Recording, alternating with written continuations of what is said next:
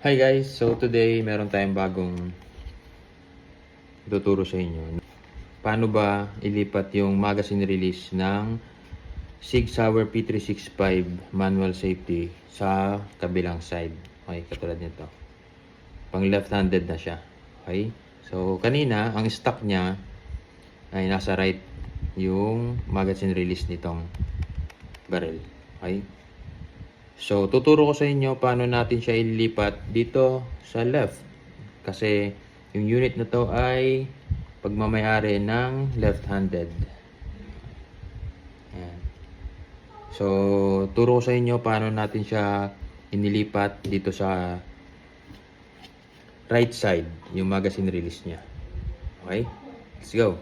Okay, so first, ano kailangan mong gawin? So, make sure bago mo siya gawin o bago mo siya ilipat, make sure na i-check mo muna yung barrel. Kailangan safe yung paggawa natin ng unit. Okay? So, paano natin gagawin yon? Kailangan magazine release natin. Okay? Tingnan natin. Walang bala.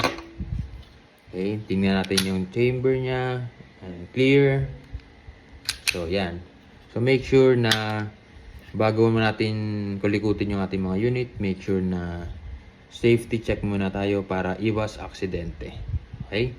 So, once na-check nyo na yung unit nyo, clear na siya, safe na siyang gawin, hawakan, kulikutin. So, simulan na natin.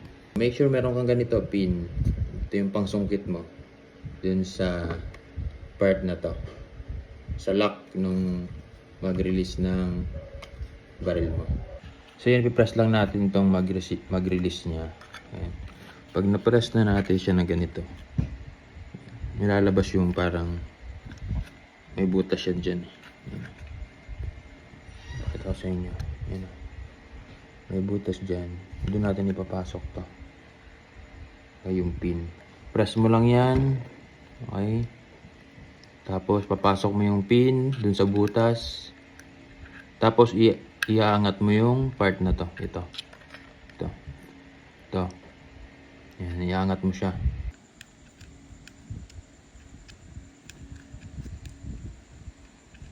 So yan. Naangat na siya, tanggalin mo siya. Okay? Tapos sa kabila, kunin mo lang to. Tanggalin natin yung spring. Yan, ganyan. Pag nilipat mo. Okay? Yan, hawakan mo lang siya. Ang gagawin mo, para di malaglag yung spring, medyo tulak mo siya pababa. Yan, pag ganun. Tapos sa kabila,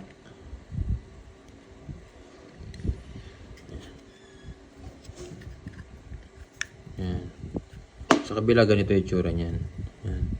Tapos, kunin mo tong tinanggal mo kanina. Lock yan, part na to. Ganyan. Yung part na to, yan yung ipapasok mo. Okay. Yan, ganyan.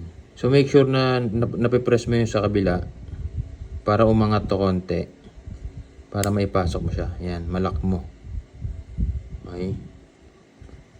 So, para malaman natin yan na gumagana na, kunin natin yung magazine.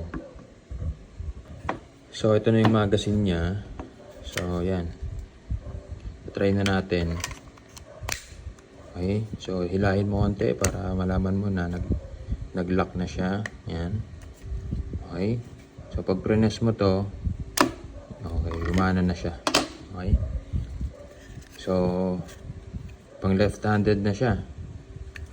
Okay. So, ulit. Okay, nalock na. Okay na. Pinundutin mo yun yung mag-catch niya. Ayan. Okay. Yun guys, ganun lang kadali lipat ng mag-release ng Sig Sauer P365 MS. Okay? From right-handed na mag-catch o mag-release, nailipat na natin siya sa left side.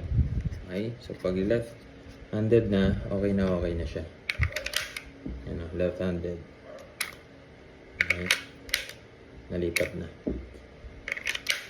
So thank you for watching.